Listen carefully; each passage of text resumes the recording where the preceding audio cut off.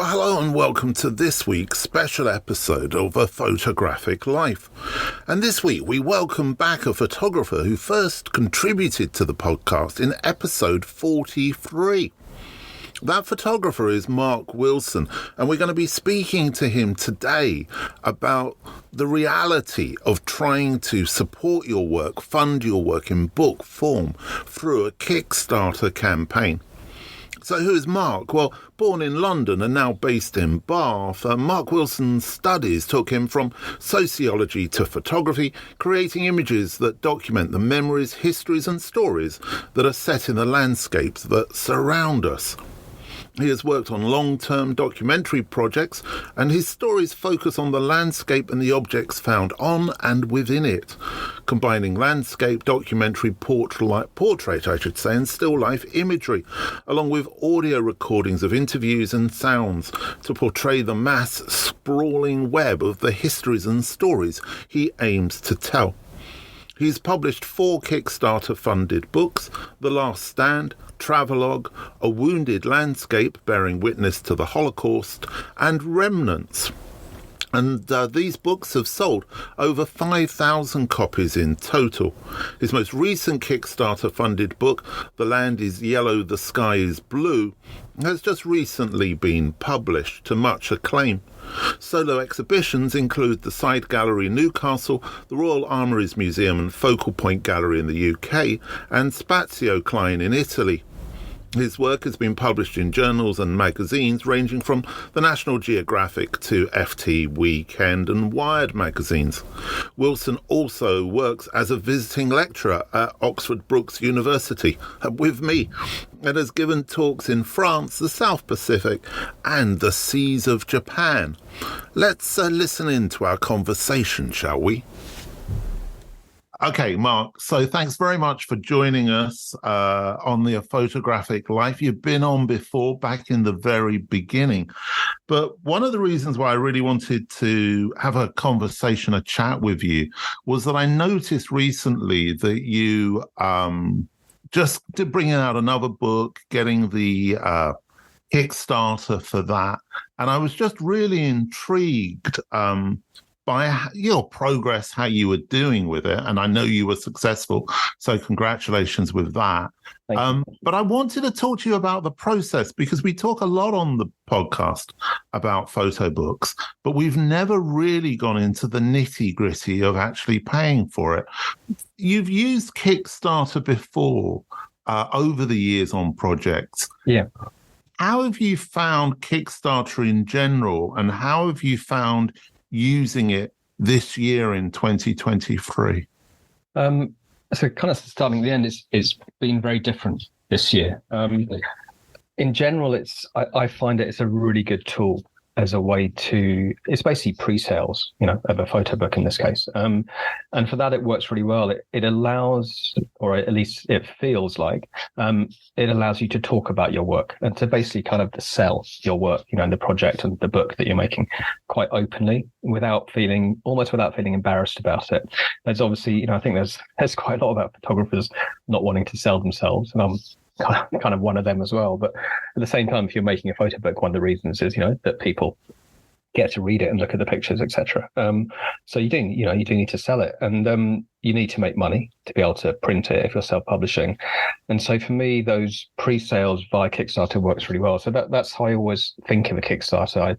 I don't think it is crowdfunding, but I think of it very much as a vehicle for pre-sales in that way. And for me, it's I've done 4 now, and they've always worked really well. But when did you first do it, and how did you find that experience? And then how is the experience this time? Because we're in a very different economic environment, aren't we? Very much, yeah. So I've done recently I've done 2 Kickstarters for 2 books, A Wounded Landscape and Remnants, about a year ago. A Wounded Landscape was a massive thing. It was a project that I've been working on for 6 years, and everyone kind of knew about it quite well. And the Kickstarter was made about 2 years or so ago, and it really took off and ended up making about 180% of my original target. So I made 34,000 on the Kickstarter. But what that meant is that we could just print more books. So basically all the money from the Kickstarter was put into the production of the book. And then I did it again last year for my book Remnants, and it worked well. It was a kind of a smaller scale book, and I was kind of softer and more gentle in the Kickstarter because that's what felt right to me.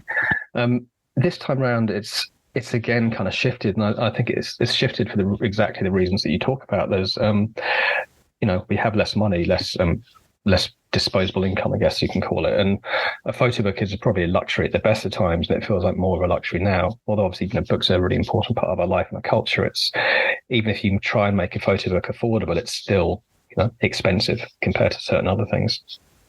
So I found that this year, it's kind of a bit like swimming through treacle as opposed to swimming through water. It was just harder to get that. It felt harder to be selling something than it has in the previous years. More, I think, kind of from a personal point of view, because I didn't want to be pushing, buy my book. But then I think the way I treated it this year more so than other years is try to speak much more about the work, and the book was just the product, the vehicle that allows you to see that work. But I think that's just kind of part of who I am, that I'd never really try and sell a product as such, or even sell a book, although some people may disagree with that. It's always about the work. It's always the most important thing. But it was that combination of, the kind of the cost of living these days and the people who have less income, but also Kickstarter relies really heavily on a kind of social media presence. And, I'm quite lucky that I've got a fairly good social media presence and a good mailing list from people that have bought my books and prints in the past. But Twitter, or kind of X as it's called now, is one of the really big kind of drivers for Kickstarter normally. And obviously, anyone on Twitter will know quite well that the engagement there has kind of dropped off the face of a cliff over the last few months for various reasons. So that was, again, made it a lot harder. So I kind of went into this one with the same kind of target as I did for my one a year ago, similar printing costs. But to be honest, much less confident that I'd actually make it. And have you been using Threads? Yeah, I've started using Threads. I don't know if I'm using it in the right way, but I've had some interesting conversations on there. It feels like a Twitter years ago. I guess it is. I guess the only downside to Threads at the moment is the community there is quite small. But the community that is there, it's starting to grow, and the kind of the conversation, the interaction is starting to grow. And so I can't see any reason why, given enough time, it can't grow into something as, in terms, for the photography community at least, something as great as Twitter used to be, really. And so I was kind of just started using Threads. Actually, Threads kind of appeared on, I think, the second day of my Kickstarter campaign. So it felt like it was another platform that I could start sharing the work about, which I think was really beneficial as well. I don't think there were that many kind of direct pledges, as it were, from Threads, but I think it kind of put the work out into the open a little bit more, which is always really helpful. And I don't think people realize how much hard work it is to actually raise the funding through Kickstarter. But you've got to make a little film. You've got to think about the gifts, which is what they kind of are, really, aren't they? The kind of add-ons. Have you followed a strict process by that? Have you looked at what other people have done and thought, yeah, that's worked. I can apply that to what I'm doing? Well, to be honest, the first time I did a Kickstarter, which was about 7 years or so ago, which was actually not for a photo book, was to get some money to make The Last Stand when I was actually making the work, is the very first thing I did is I looked at someone else's campaign and I pledged to it, because I thought the best way for me to learn would to be kind of via experience in that way. And unfortunately, the main thing I learned there was how not to do it, in that when I kind of put my pledge in, I remember getting no response at all, and kind of no feedback and nothing. And I felt like I just put my money into a black hole somewhere in a Kickstarter campaign. And then I saw nothing and heard nothing for kind of 30 days till the campaign was over. So I remember that was a really important lesson for me. That was, it's very much about running a Kickstarter campaign, not as someone who's trying to sell something, but trying to run it from the other point of view. What do people want to see and how do they want to be treated if they're kind of, basically giving up their hard-earned cash for my work in that way. So that kind of gave me a really good grounding in how to run it. I try and it is running something, I try and run a Kickstarter campaign the way I do anything, the way I do my teaching with you guys, the way I, have talks and conversations, the way I make my work in that way. Trying to do it in a way that's not kind of ramming it down your throat, but in a way that's very much quite sensitive and about storytelling, but always, about the work itself in that way. I always talk about the importance of community in the photographic environment. And I do believe that there is a community out there. I do think that the loss of Twitter is going to hit that community because we all used it as a central kind of communication platform. But that community is also the audience, and it's also the reader. And one of the things that have come through in all of the discussions we've had about photo books on the podcast have been about that importance of audience. Is that something you've been kind of working on or focusing or refining or trying to understand? Yeah, I guess it's not something that I would ever think about working on as such, because that seems wrong to me. I think the trying to understand is the important part of it. And by that, I mean what not to do. Again, it kind of goes back to that, trying to learn what not to do for something. That core audience you have is hugely important for anyone that's, hoping to kind of sell photo books, make photo books and then be able to make photo books and then sell them. Because there's that core audience that comes back time and again. So, I feel, incredibly lucky that every time I, bring out a new book, there's often a number of people that will buy it, who have bought my books in the past. And so I find that I've got that kind of core audience that is growing with each book. And so it's not simply obviously about whether they buy my new book, because you also need more than that core audience as well. But I think the greatest thing is that core audience do more than, and I use this word very cautiously, just buy the book. And I don't mean that in a negative way, but they talk about it and they share it. And so they spread my work to their network as well, which then spreads to their network and their network. And to me, that's how a Kickstarter, or any kind of pre-sales photo book is the only way that it can work, is if you have that good core audience to start with, and then your message can kind of spread wider and wider. And as that core audience builds with each book you make, again, the spread of those networks go wider and wider. And it's not like if your network size doubles that you suddenly sell twice as many books. But it all helps in that way, which is really good. So it's a hugely important part of, I guess, the photo book world is those conversations to have. And I like to think that I like to think that people are buying my books not out of sympathy, not because they feel they have to, but because they want to, and not because they just want another book, but they're interested in what I'm trying to talk about. But you're also collaborating with people. I mean, you've got a great sub-editor who's working with you. You work with designers. You're working closely with the printers. Collaboration today is so important for photographers. Hugely. And to be honest, that's something, until I started making photo books, that's something I had no idea about at all, really 0% idea about collaboration. And then when I started doing my self-publishing of my books, that's when I then started working with a designer, copy editors, researchers in that way. And the kind of the group of people I collaborate with on my photo books is growing and growing and growing. So, excuse me, I've got 2 designers that I now work with different books.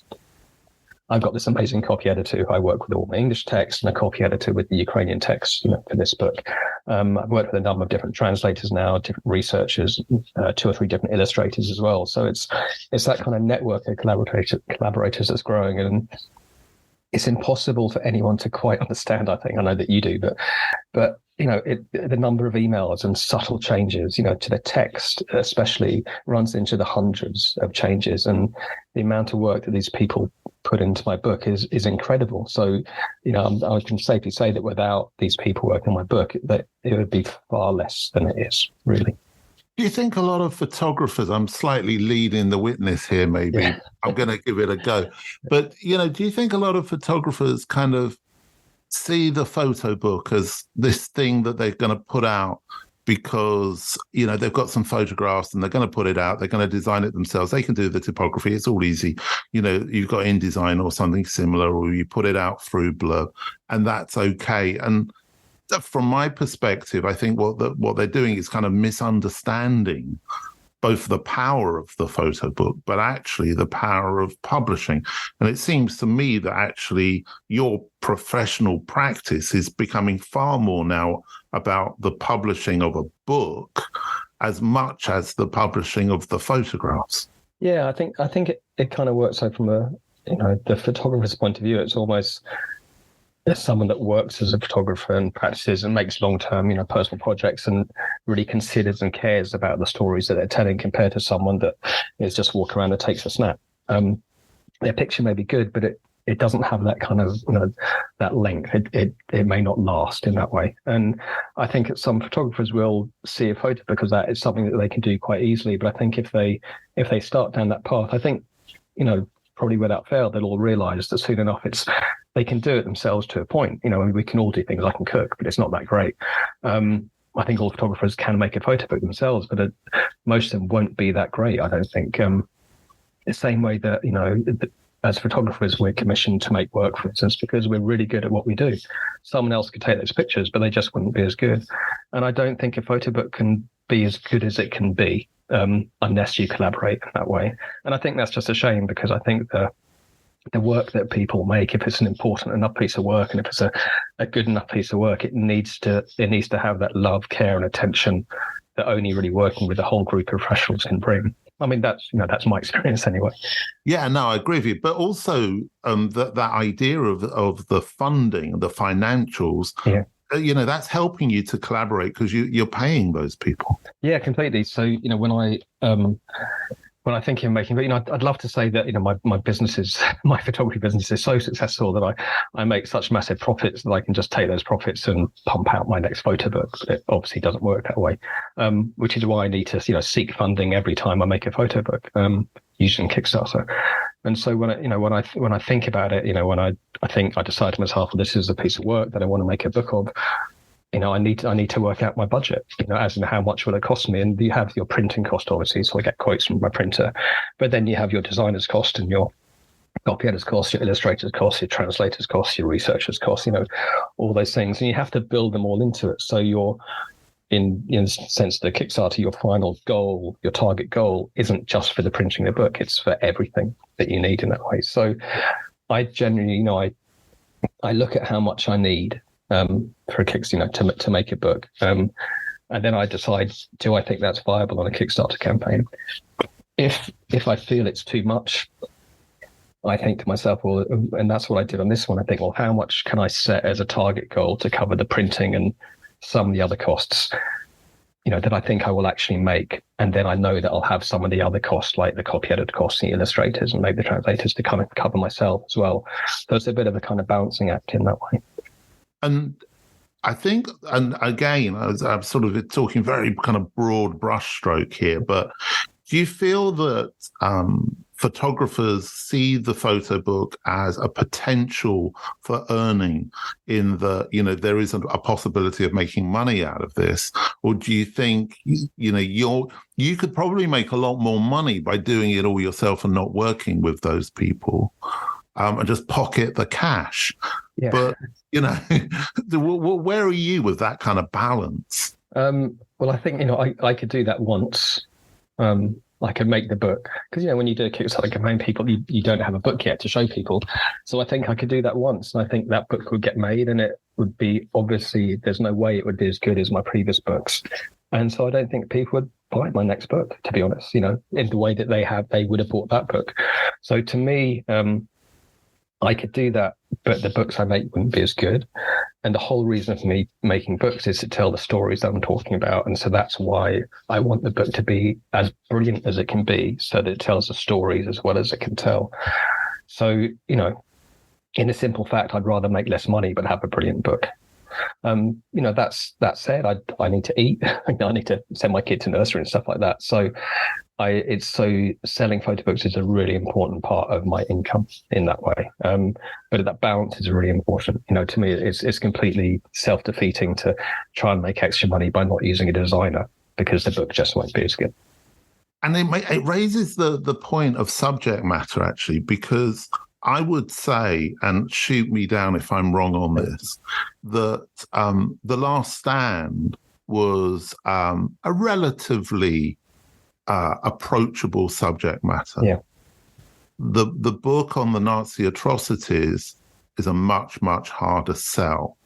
The Ukrainian book, in this moment, probably is a slightly easier sell to people feeling positive towards supporting Ukraine.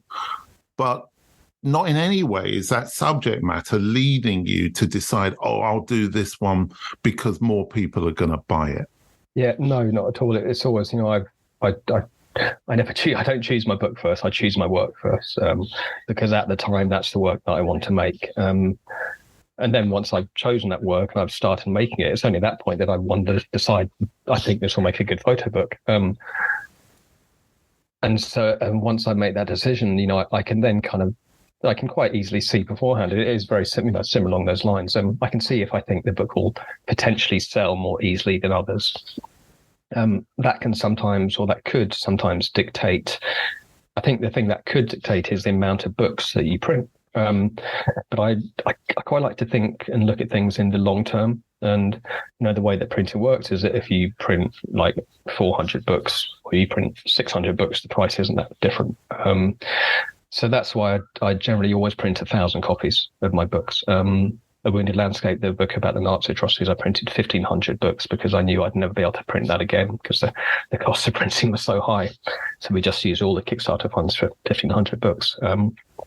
This book, again, I'm printing 1,000. The last hand, I've nearly sold about 4,000. So we're quite close to the end of the edition now and looking at another one perhaps. And so I know that one book I could print 1,000, I could sell it in a year. Another book I could print 1,000, and it could take 2 years or 3 years to sell. But I've got a small storage space now, so I try not to. I definitely don't make a decision on whether to make a photo book as whether I think it's commercially successful, viable. I think any book is to a point if it's really well made. The subject matter is really interesting.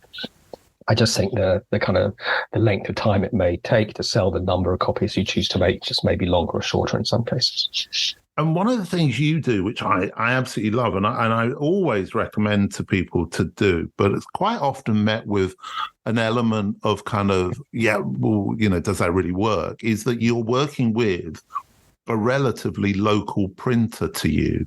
Yeah. So you can actually just go down there and see it on press, which is so essential. Yeah. Rather than sending it to China or getting it done in northern Italy or wherever, they're the two traditional places at the moment for photo book printing. So I suppose really, how did you find that local printer and what do you find are the benefits of doing that? So I think that my first two self-published books, the first one was printed in Leeds. I didn't really know much about printers, and it was with Team Impression in Leeds, who were fantastic and worked really well. The second self-published book was with a different printer that wasn't in Leeds. It was in Wales. My experience wasn't as great with them, and so it was at that point I wanted to make sure that I started working printers that I got on with really well. The next book, A Wounded Landscape, we were looking in Europe, looking in various places. There's like Italy or Malta or Denmark. Actually, we were thinking printing in Denmark. And then it just ended up that I was, I think I made a post on LinkedIn, or my designer went forward and made a post on LinkedIn. And I got an email from Ian at Taylor Brothers in Bristol, who are the printers I use now. And he said, I'm sure you have a printer ready, Mark, but, if you're ever thinking about print, come for a chat and a cake. And let's see what we can do. And obviously the idea of coffee and cake is always good. So we sat and I really liked what they do. I love the books that they make. I loved their kind of care and attention to detail. And I have to admit, I really liked the fact that to go on press was only half an hour away or 45 minutes away, which was really good. So, and that kind of combined with Brexit and all the extra, all the extra complications that brings from printing abroad. So it was almost like these different elements coming together, and this chance meeting that kind of pushed me in that direction, I think. So I didn't initially make that decision that I want to work with a local printer compared to a more far-off printer. It was just those kind of things combining at the right moment for me. But it's a decision I don't regret at all. I've got colleagues and other photographers who have incredible satisfaction with their printers in Turkey and Italy and further afield and stuff like that. Mine just happens to be in Bristol, which for me works really well. Well, I always encourage people to look for a local printer if they can. One, because it's good to support the local economy, but also those little local printers that have survived are invariably really good. Exactly. It's a kind of a chance decision, but it's, there's so many other good reasons for doing it. It's the fact they're local, as you say, which is great.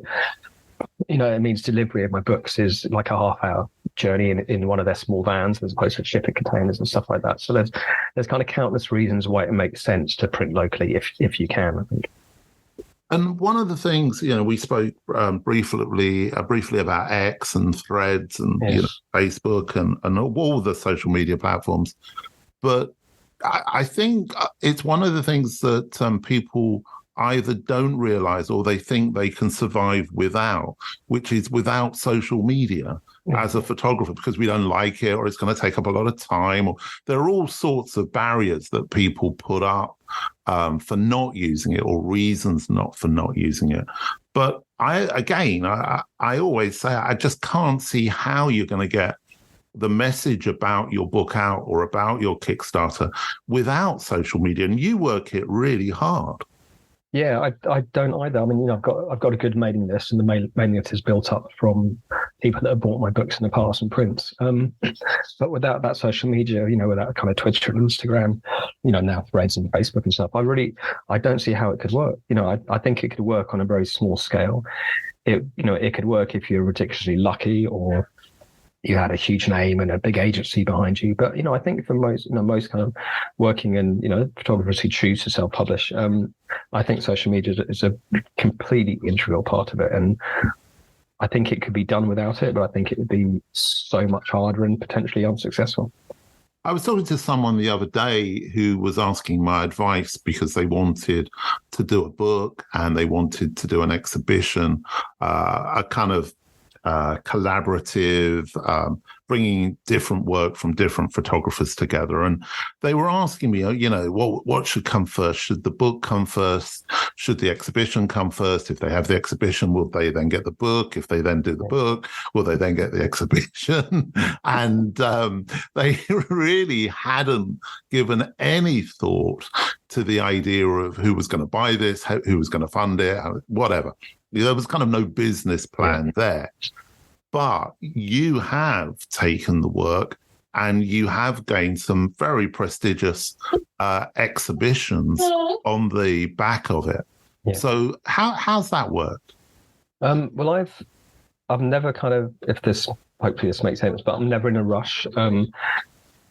I kind of am as well. Every single day I seem to be rushing about, but when I make a piece of work, I don't think it all has to happen straight away. I don't think I need to have exhibitions and interviews and conversations and books and everything straight away. I like to let things kind of happen as they happen. So, I'm finding that I was having kind of small exhibitions with the last band, for instance, but exhibitions didn't really seem to be going anywhere. But it wasn't something that I would push because I was kind of like knocking my head against a brick wall most times. Just gets quite depressing after a while. And with the wounded landscape, I was, as I was making the work, I always knew that I wanted the work to be in book form, for the reasons, the reasons that photo book is so great. But I also wanted to have exhibitions and conversations and talks about the work. And the book came first, and I've never pushed for exhibition of that work because I kind of felt like I didn't have the energy to do it, to be honest. But then the book came out, and it is very much from the book that the first exhibition at Side Gallery has come about. And then it's from that exhibition at Side Gallery and that connected to previous conversations, with Impressions Gallery, which is why we have the exhibition at Impressions Gallery now in October. And then it's working the same with my other book as well. So my Ukrainian book, I have the first exhibition now in October as well, which I should be able to announce quite soon, hopefully. So it's those things, each thing kind of works in conjunction with the other. And I've never really wanted to work too hard at exhibitions, not because, I feel like I don't be too big or anything like that, because it's the opposite.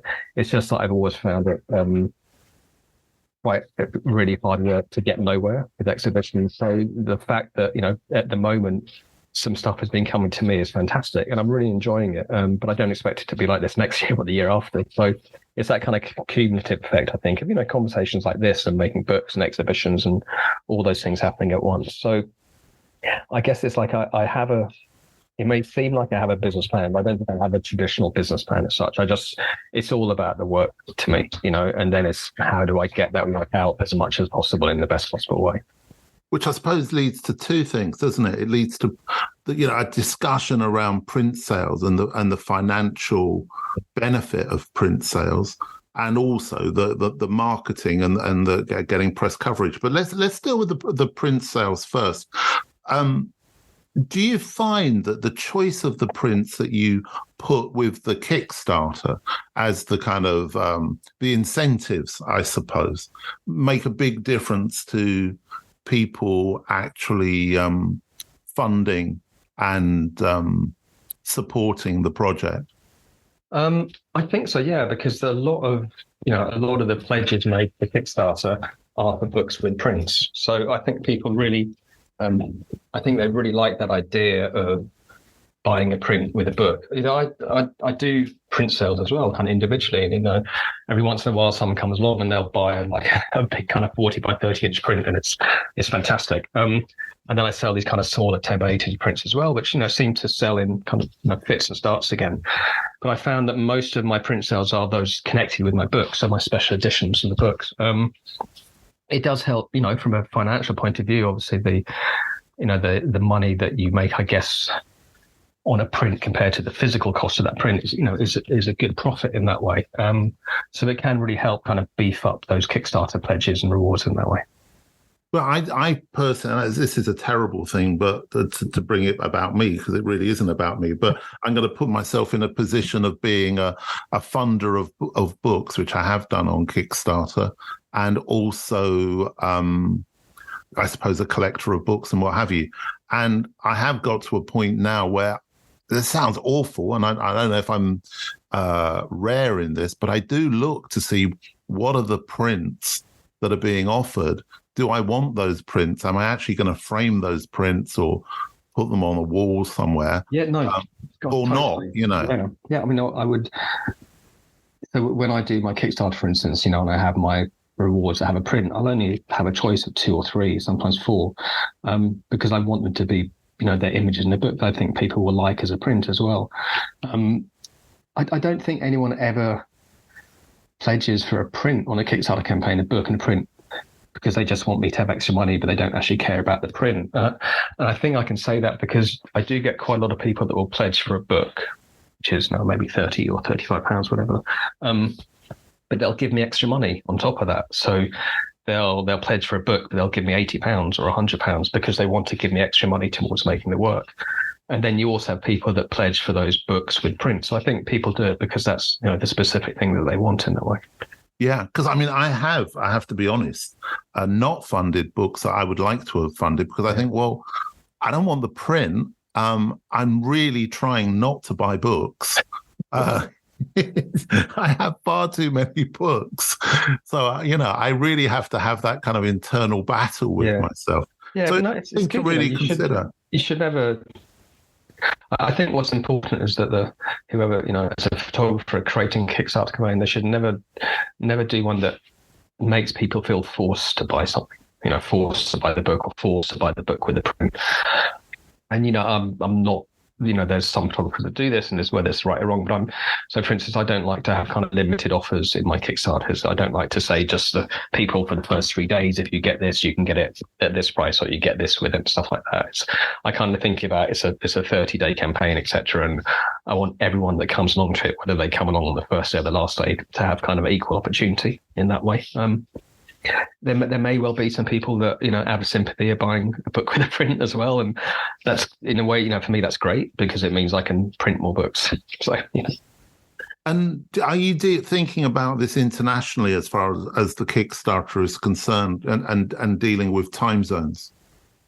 I don't, to be honest. I find that because with the Kickstarter, it's never a case that you just post once a day about it anyway. That you're posting kind of multiple times a day. So I think over that spread of times and my normal kind of waking hours from say 7 till midnight, whatever, stuff like that, you kind of get all the time zones anyway in that way. And how often are you posting on different platforms over a day? It varies wildly. There's some days where I just posted once because that's all the only time I had to do it. There were some days where I probably posted 10 times because I was getting a bit desperate because there were no pledges on that day.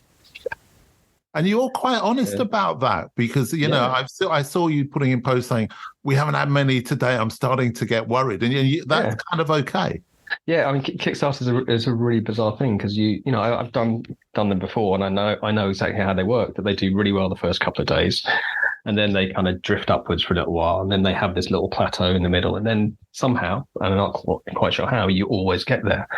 But the bizarre thing about a Kickstarter campaign is that after that first day's rush, because you have your mailing list as well, every pledge you get feels like it's probably your last. So you get one pledge in, and then you haven't had anything else for 5 minutes or for 3 hours, and you're like, is that it? And it's an incredible thing for bringing on a sense of doom and panic at the same time as complete elation. So there were days where there was nothing, there was no pledges till kind of 7 o'clock in the evening, and I really thought, well, that's it. What can I do? How can I make more people pledge it? And I realized that I can't. You just have to let it run its course. And what would happen if you didn't reach a target? How would you feel about the work? It would crush me, probably, to be honest. It would make me think that, it would make me feel, the honest thing, it would do two things to me. It would make me feel as I'm not good enough. And that's because I feel that I would have let the people down whose stories I was telling. I feel as though my photography of them and my creation of this book of them wasn't good enough to get people interested in that way. It's a thing that puts huge amounts of pressure on yourself as an individual if you're that kind of sensitive and that way inclined. But it's kind of the only way to do it as well, I think. How else can you get £13,000 out the bag to pay all your collaborators and your printer, Yeah. So if you didn't get the money on Kickstarter, the project wouldn't happen. No, there's no way it could happen. Because obviously a Kickstarter campaign, it's like an all or nothing thing. So if your target was 12,000 and you reach 10,000, no one's money would be taken, and I'd have zero. And it would be a real struggle to then make that book, even if I found a bag with £10,000 in it, which said, Mark, this is yours. I don't know if I'd make it, because I would, at that point, I would feel not enough people are interested in this work or my photography about this work. So it would seem quite strange to then produce that book, and not out of the sense of, well, you've had a public humiliation, it hasn't worked, so people will laugh at you. Not that way at all. It's just more that, well, if there isn't that kind of drive to support this work, and buy the book, the two things combined, then maybe there's not enough interest in the way that I'm telling these stories. So it wouldn't. So the work would still be there, and it could very well work fantastically in exhibition form, but maybe the book just wasn't right for it, or the book I was making wasn't right for it. I'm very well balanced. You can imagine kind of making the Winded Landscape, the Holocaust project was kind of kicking the guts for us every day for 6 years. But I have a really fantastically supportive family and friends, and I talk about things quite well. So I've never had, whilst I've been worried about things, it's never kind of gone further. So I think I'm quite lucky that my whatever it is about me allows me to make these things. And whilst I'm deeply, I won't say I'm traumatized by them, but I'm very much affected by the things I do, by the stories I'm telling, and then in a way trying to sell myself through, by making a book and et cetera, you're really putting yourself on the line, possibly more so than, if you have an exhibition and you go to an opening and stuff and you feel that everyone's looking at what you're doing. You're kind of there in public and you're promoting it. And I think the fact that you're promoting it so much is pushing you further and further onto that ledge in a way. So it's something that's really important for people to think about. I think a lot of photographers I've seen have kind of gone into Kickstarters quite lightly and don't put the effort and the time into it, and they normally fail. They don't do it the way that it needs to be done to be successful. So could you give one or two sort of pieces of advice to anybody listening to this who's thinking, I want to give that a go? I think I can put it to one piece of advice, like commit yourself to it. I think you have to really commit yourself, not just to those 30 odd days when the Kickstarter campaign is running, but all the lead up time to it, and then all the time afterwards. You have to give yourself completely to it. Think of it that it's going to be like a 24-hour a day full-time employment for a month, which isn't a massive amount of work to do, over a lifetime. But you have to throw yourself into it completely. You have to, I think, believe utterly in your project. You have to realize that there will be, a number of hours and sometimes days where nothing seems to happen on your Kickstarter campaign, and you think that's the end, but it probably won't be. But also to go into it with your eyes open and to make sure that you've done the right groundwork over the, 6 months or a year or 20 years beforehand in building up that network, that audience. Because unless you have that network, of your mailing list and your social media followings, etc., it's so unlikely that you'll be successful, however wonderful your work is and however amazingly designed your book is. If not enough people are reading about it and hearing about it, it's really hard to have a successful campaign, I think. I think that's excellent advice. Thank you very much indeed, Mark. And thanks for sharing that, because I think a lot of people are a little bit defensive and a little bit protective around the mechanics of it. So it's great that you're so open about it. That's right. My pleasure. I'm always that way with stuff, so it's okay. That's true. Listen, thanks very much indeed. Pleasure. No problem. Speak to you soon, Graham. Bye. Cheers. Bye.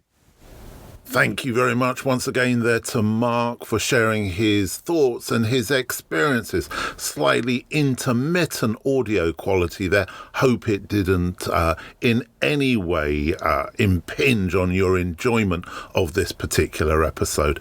Just the frailties of Zoom and the internet.